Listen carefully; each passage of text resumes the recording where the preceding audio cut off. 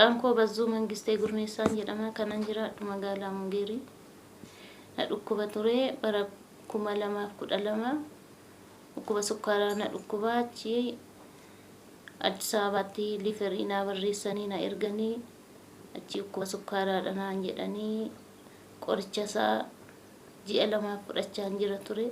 Otoo qoricha isaa fudhachaa jiru raajiin bulaa asii magaalaa Mungeer konfiraansii irratti dhufanii turanii achiitii dhufanii si dhukkuba naan jedhanii na kaasanii ati dhukkuba iyyuu hin qabdu ati bilisadha naan jedhanii ameen jedhe.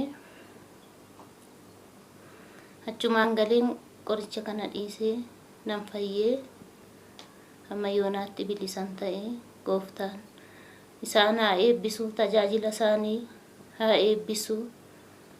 Galatooma. Waaqayyoo fi galanni haa ta'u. Egaa akkuma isheenis ibsuu fi yaalteetti garuu gochaa guyyaa sanaa seeraan waan ibsatte natti fakkaatu.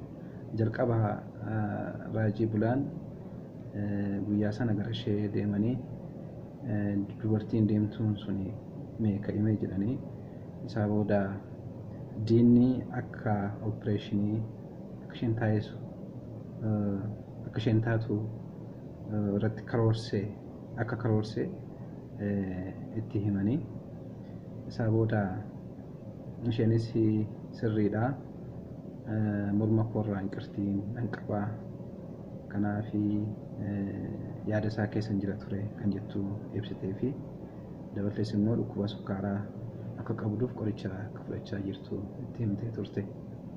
Haala sanaan raajii bulaan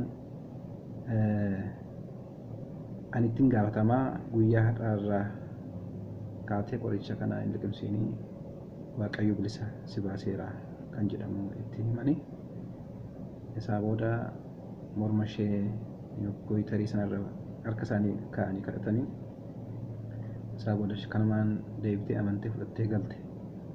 Kanuma sanaan qoricha sana addaan kuttee haa ta'u malee garuu ani qoricha sana suuta akka isheen dhiistullee gorseen ture. Ishiin anaanis diddee ani amantee koo hir'uu miti. Kanaaf waan barbaade haa ta'u malee Waaqayyo na fayyiseera.